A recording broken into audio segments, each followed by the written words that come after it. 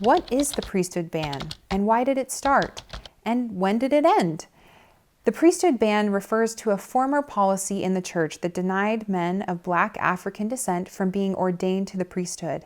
It also prevented women and men of this ancestry from participating in the endowment and sealing ordinances in Latter-day Saint temples.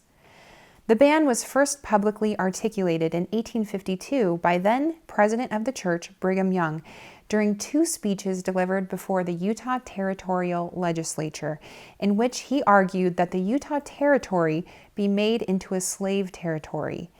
Young used the curse of Cain rationale, saying that since Black people couldn't bear priesthood, they, quote, ought to dwell in servitude.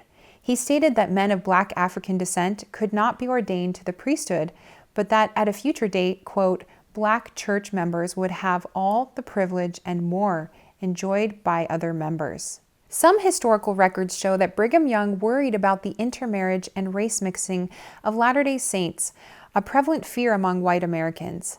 This wasn't an official policy of the Mormon Church until 1908. Under the leadership of Joseph F. Smith, who was the nephew of Mormon Church founder Joseph Smith, an official ban was instituted in the church. Under Joseph F. Smith's leadership, the church desired to systematize church doctrines and practices. They examined the status of the Blacks and the priesthood. Joseph F. instituted an examination of the historical record to determine if the ban should be institutionalized as policy. A misinterpretation of the historical record determined the ban was appropriate and was therefore codified as policy. They misinterpreted the historical record as showing the priesthood was revoked for one particular Black member of the church, Elijah Abel, and therefore it must have been a mistake to allow Blacks to have the priesthood to begin with.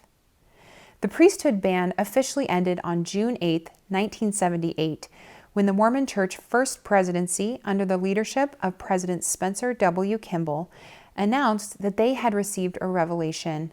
It rescinded the ban and offered the blessings of priesthood ordination to all worthy males and temple ordinances to all worthy members of the church, no matter their race or ancestry. In summary, when the Mormon Church began, it invited people of all races to receive priesthood and temple blessings. In 1852, Brigham Young changed his previously held views on race and voiced his opinion that Black men shouldn't be allowed to receive the priesthood, nor should Black men and women be allowed to receive temple blessings.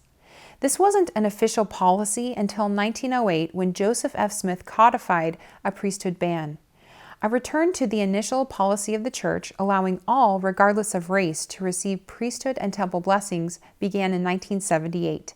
Please like and subscribe. For more on Blacks in Mormonism and race in the priesthood, visit MormonismExplained.org. Thanks for watching.